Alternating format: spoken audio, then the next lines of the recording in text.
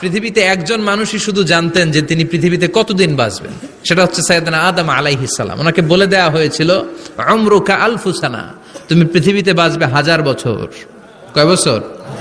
সাইয়েদনা আদমের সামনে অনেকগুলো রুহু রাখা হলো। সাইয়েদনা আদম বললেন, এরা কারা? আল্লাহ বললেন, এরা হচ্ছে নাসালুক, তোমার বংশধর, পৃথিবীতে তোমার পর এরা পৃথিবীতে আসবে। সাইয়েদনা আদম বললেন, আল্লাহ ওই যে একটা রুহু দেখা যায়, এটার নাম কি? আল্লাহ বললেন, হাদা ইবনুকা দাউদ, এটা তোমার ছেলে দাউদ, সে দুনিয়াতে নবী হয়ে আসবে, তার ছেলে সুলাইমানও নবী হয়ে আসবে। সাইয়েদনা আদম বললেন, মাবুদ, আমার ছেলে দাউদের কত বছর হায়াত আপনি দিয়েছেন? আল্লাহ বললেন, 40 সানা, মাত্র 40 বছর, 4 ইয়ার্স, 40 বছর তোমার ছেলেটা বাঁচবে।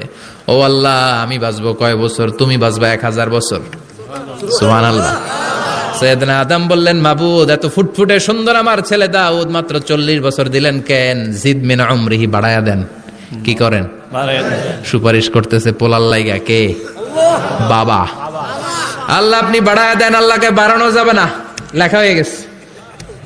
রুফিআতিল আকলাম ওয়া জাফফাতিস সুহুফ, কলম তুলে নেওয়া হয়েছে আর কালি শুকায় গেছে, আর কিছু করা যাবে? সাইয়েদনা আদম বললেন, মাবুদ, আমার 1000 বছর কেন দিলেন?